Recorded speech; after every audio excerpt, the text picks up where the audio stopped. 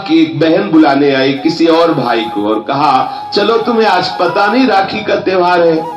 प्रयागदत्त जी दूर से चुपचाप खड़े सुन रहे हैं। राखी का त्योहार है तो प्रयागदत्त ने सोचा है राखी का त्योहार क्या होता है।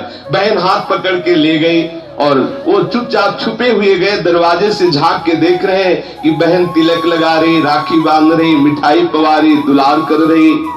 ये भाग के घर आए और अपनी माँ से कहा कि माँ क्या हमारे दीदी नहीं है क्या? सब भाइयों को आज राखी बांध रही उनकी दीदी, क्या हमारे जीजी नहीं है, हमारे दीदी नहीं है क्या? हमारे भाग्य से नहीं कि हमें कोई राखी बांधेगी।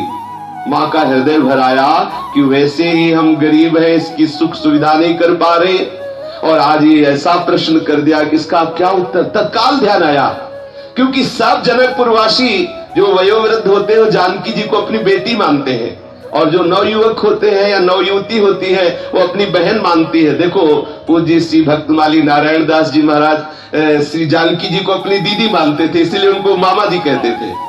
ये अद्भुत मामा जी हैं जिनका हम नाम चर्चा कर रहे हैं, प्रयागदत्त जी। प्रयागदत्त से कहा कि बेटा तुमको किसने कह दिया कि तुम्हारे दीदी नहीं है?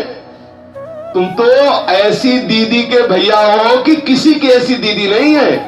तो उन्होंने कहा कि माँ तो मेरी दीदी कभी हमको दिखाई नहीं दी, कभी तो आती ना, आप हमको फुसला नहीं। बेटा चूंकि हमारे जो दामाद है ना, तुम्हारे जो जीजा जी है ना, वो बहुत बड़े राजा हैं, बहुत उनको कार्य रहता है और दीदी उनकी सेवा में रहती, इसलिए वो आ नहीं पाते हैं। तुम्हारे जो जीजा है वो अयोध्या के बहुत बड़े राजा हैं और तुम्हारी जो दीदी है ना वो उनकी समीपता के सुख में निमग्न रहती, इसलिए वो कभी आप नहीं पा रही, लेकिन तुम्हारी दीदी सबसे बड़ी दीदी है। बोले माँ मुझे दीदी के पास जाना है, देखना है हमारी दीदी कैसी है। हमारे जीजा का तुमने नाम क्या बताया? बोले वो चक्रवर्ती सम्राट, उनका श्री राम नाम है। बड़ा सुख मिला, अरे इतने बड़े हमारे जीजा और हमारी दीदी का क्या नाम है? बोले जानकी जी नाम है। हृदय में अपार सुख मिला। एक कोमल हृदय वाला बालक स्वीकार कर लेता है कि हमारी दीदी जानकी जी और हमारे जीजा श्री राम जी। माँ मुझे अवधपुरी जाना है, अपने जीजा से अपनी जीजी से मिलना है, मुझे अपनी दीदी से राखी बंधवानी है। माँ ने कहा थोड़ा सयाने हो जाओ, यहाँ से जनकपुर से प्राय अवध नगरी में जाते ही रहते हैं लोग, हम आपको उनके साथ भेज देंगे, लेकिन अभी 2-4 दिन में। बोले माँ देखो मैं बड़ा हो गया, मुझे दीदी के पास भेज। जैसे नामदेव जी करते थे, नामदेव जी के नाना को कहीं जाना था तो जब सेवा में देखते तो कहते नाना जी हमको भी सेवा में, तो कहते देखो कभी ऐसा अवसर मिलेगा तो बताएंगे। उनको कहीं जाना था है ना, तो हम 2-3 दिन के लिए बाहर जाते, हम तुम्हें सेवा में रख देंगे, थोड़ा तुम बड़े हो जाओ। वो रोज सुबह उठ के जाते, बोले नाना जी देखो मैं आज बड़ा हो गया, आज मुझे सेवा में रखो। ऐसे ही 2-4 दिन बीतने पर कहते माँ देखो मैं बड़ा हो गया, अब मुझे दीदी के पास जाने दो। माँ उनको काफी समय तक टालती रही। एक दिन देखा कि वो बिरज गए, बालक ही तो थे। कैसे महाभाग, यही है संतों की कृपा का फल, यही है संतों की सेवा का फल। प्रयागदत्त जी रोने लगे, नहीं खाऊंगा नहीं पीऊंगा, जब तक मैं अपनी दीदी से नहीं मिलूंगा तब तक नहीं खाऊंगा, मुझे अपने दीदी से मिलना है। बलिहारी है ऐसे भाव की, ऐसे दृढ़ संबंध की। मां को विवश होना पड़ा। जनकपुरी में पता लगाया कि कुछ भगत लोग अवधपुरी जा रहे थे, उनको आत्मबल मिला कि अपने इस 8 वर्ष के बालक को उनके साथ कर देंगी तो सुरक्षित अयोध्या पहुंचा देंगे और कनक भवन में सियाराम के दर्शन करा के पुनः लिवा लाएंगे। ऐसी भावना से उन्होंने कहा देखो बेटा जब हमें तुम्हें भेजना ही है दीदी के पास तो 1-2 दिन और रुक जाओ, हम कोई व्यवस्था कर ले, क्योंकि बेटी के यहां जब जाया जाता है तो कुछ न कुछ दिया जाता है। प्रभु प्रेम को ही पाते हैं। ये जो अंदर से भाव उठ रहा है ना कि हमें अपने प्रभु को कुछ पवाना है, इसी भाव के अधीन हो जाते हैं प्रभु। अब वो बेचारी गरीब ब्राह्मणी, ना रुपया न पैसा न कुछ, दूसरे के घरों में जाती और कहती कि हमें कुछ चावल दे दीजिए, हमें चावल की आवश्यकता है। वैसे ही जाया करती तो प्राय लोग हटा देते या कोई दे देते, पर आज भगवत कृपा से कुछ अच्छे चावल मिल गए थोड़े से। वो चावल ला करके उनको पीस करके और उनमें कुछ मीठा मिला करके बनाया, जिसको कसार कहते हैं। जनकपुरी में उन मोदकों को कसार कहते, चावल के पिसे हुए आटे को भून करके उसमें घी मिला करके मीठा मिला करके जो बनाया जाता है उसे कसार कहते हैं। कसार को एक कपड़े की पोटली में बांधा और प्रयागदत्त को दिया, थोड़े से सतुआ बनाए। प्रयागदत्त, देखो ये तुम्हारी दीदी और जीजा के लिए है, और ये जो सतुआ है ना, तुम्हें जब भूख लगे तब तुम पा लेना। प्रयागदत्त तो इतने उन्मत्त हो रहे हैं कि हम अपनी दीदी से मिलेंगे, जीजा से मिले, बड़े उन्मत्त। जो कोई जनकपुरी के भक्त परिकर अवधपुरी जा रहे थे उनके साथ कर दिया। अब प्रयागदत्त को चैन कहा कि उनकी जैसी भावना से चले हो, तो अपनी भावना, उनको तो लग रहा था अगर हमारे पंखे हो तो अभी उड़ जाऊं, ऐसी व्याकुलता। उन्होंने सोचा कि हमें दीदी से मिलना है, पता नहीं कितने दिनों में पहुंचेंगे, उनका साथ छोड़ दिया, वही पोटली कसार की, और बस दीदी के चिंतन में हमारी दीदी जानकी जी, हमारे जीजा जी राम जी कितनी जल्दी पहुंचो, बस भाग दौड़ना। जब थक जाते तो थोड़े सतुआ घोर करके पी लेते और फिर भागते। कई दिनों में जनकपुरी से वो अवधपुरी आए। जब अयोध्यापुरी में आए तो प्रयागदत्त देख करके अवधपुरी बहुत प्रसन्न है कि ओह, हमारे जीजा की राजधानी है, हमारे जीजा। और पूछा था मां से कि उनको सब कोई जानता है क्या? बोले सब कोई जानता है उनको। अब जिससे पूछते कि हमारी दीदी जानकी जी कहां रहती है, तो अवधवासी देखते छोटा सा 8 वर्ष का बालक हंस देते, तुम्हारी दीदी तो तुम्हारे जीजा का क्या नाम? बोले श्री राम। बोले हाँ वो महल है, चले जाओ। तो दौड़ के जाते कनक भवन में, जब देखते तो पुजारी से पूछते हमारी दीदी कहाँ है, हमारे जीजा कहाँ है? तो बोले ये तुम्हारी दीदी कौन? बोले जानकी। और जीजा कौन? श्री राम। बोले है तो। बोले हमें मूर्ति नहीं, हमें जीजा जी चाहिए, मूर्ति नहीं, हमें मूर्ति नहीं, हम अपनी दीदी की बात कर रहे हैं। हंस देते कि बालक है, हट कर रहा है। निराश होकर के रोते हुए फिर निकलते। फिर कोई संत पूछते क्या बात है बेटा, क्यों रो रहे हो? बोले हमारी दीदी नहीं मिल रही। तुम्हारी दीदी कहाँ रहती है? बोले यही अयोध्या में रहती है। अच्छा तो तुम्हारे जीजा का क्या नाम? श्री राम। और दीदी जानकी। बोले वो महल है ना। बोले वो मूर्ति नहीं, हमें दीदी चाहिए। ये ऐसा हठ। और सब संत हंस देते, कोई तो सुन के उपेक्षा कर देता, बालक है। कोई संत हंस देते कि बालक है, क्या जाने, कहीं वो मूर्ति हो तो साक्षात प्रभु विराजमान। लेकिन उसको ऐसी दीदी चाहिए थी जो दौड़ के आवे, हृदय से लगावे और राखी बांधे और मिठाई पवावे। अब हृदय में उसके अंदर व्याकुलता बढ़ती गई कि हाय, हमारी दीदी का कोई पता नहीं बता रहा, और मां कह रही थी कि यही दीदी रहती है, क्या करूं? बहुत रोने लगे, परेशान हो गए। कहीं कोई बताता ही नहीं कि उसके जीजा कहाँ है, उसकी दीदी कहाँ है। मणिकूट की ओर गए, वहां खोजते फिरे, रो रहे थे, हाँ दीदी जानकी तुम कहाँ हो? कोई तुम्हारा परिचय नहीं बता रहा है। जहां सीता कुंड को जाने वाले रास्ते के दक्षिण सघन विटपावली से आच्छादित पुरानी मस्जिद है, जिसमें पूर्व में हनुमान निवास श्री अयोध्या के महात्मा बाबा गोमती दास जी महाराज भजन करते थे, वही समीप जाकर के बैठ गए, रोने लगे प्रयागदास जी।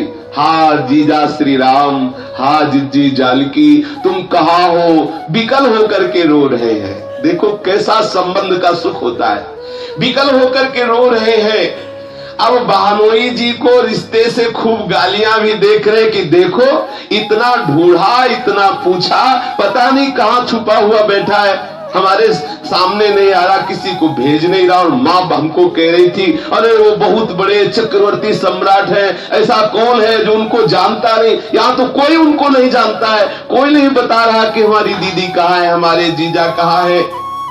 इतना ढूंढा, इतना हैरान हो गया, कहीं मिल नहीं रहा, कहाँ रहते हैं हमारे जीजा। बहुत भाव में विवल हो रहे हैं। इतनी विकलता बढ़ी कि लगा कि उनको प्राण छूट जाएंगे। इतने में ही सुनाई दिया, हाँ आवाज सुनाई दी, राजाधिराज चक्रवर्ती महाराज परब्रह्म परमात्म स्वरूप अखिल कोटि ब्रह्मांड नायक परात परेश भगवान श्री राम पधार रहे हैं। दृष्टि गई तो देखा विशाल श्वेत हाथी, उसके ऊपर स्वर्ण की झूल पड़ी हुई है, विशाल सिंहासन, उसके ऊपर 9 किशोरी किशोर विराजमान है, छत्र लगा हुआ है, चंवर डुलाए जा रहे हैं, जय जयकार हो रही। श्री राम नाम सुनते ही रोम रोम खिल उठा। हमें लगता है मां कह रही थी जीजा राजा, हमें लगता है जीजा ही आ रहे, और बगल में देखा कि जीजी मुस्कुरा रही है। ओहो, आनंदित हो गया, खड़े हो गए। इतने में जितने पीछे जय जयकार करने वाले थे सब पीछे रुक गए। हाथी नजदीक आया, श्वेत रंग का विशाल हाथी, और वो घुटने टेक करके बैठ गया। दौड़ करके सेवक जनों ने सुंदर स्वर्ण की सीढ़ी लगाई। करुणा निधान प्रिया प्रीतम धीरे धीरे उतर करके नीचे आए। जानकी जी दौड़ के गई, भैया प्रयागदत्त हृदय से लगा। ओहो, श्री जानकी जी के हृदय से लग के जैसे छोटा बालक अपनी गुस्सा नहीं प्रकट करता, छोटे छोटे ऐसे हाथ बांध के, दीदी तुम अभी तक कहां थी, हमने कितना ढूंढा। बहुत जानकी जी हृदय से लगा रही, दुलार कर रही है। भैया तुम इतना परेशान क्यों हो रहे हो? इसलिए कि इतना ढूंढा, कोई तुम्हें बता नहीं रहा था। तो बोले भैया हमारा पता सहज में सबको नहीं चलता, हम ऐसी जगह रहती है जहां सबको पता नहीं चलता, कोई विशेष ही होते जो मेरा पता जानते हैं। अब देखो, अब तुम्हें कोई क्लेश नहीं होगा, अब हम तुम्हारे समीप आ गई है।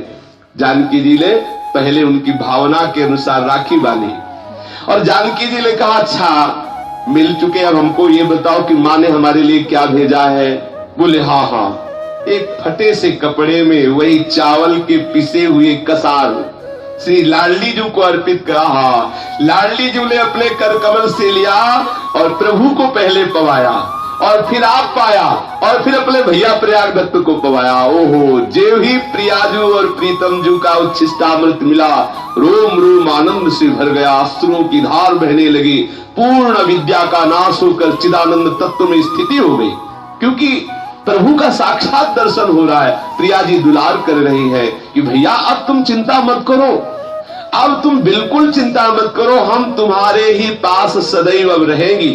प्रगट में या अंतर में तुम कभी हमको दूर नहीं देखोगे। दुलार कर रही है। धीरे धीरे उनके आंसू रुके।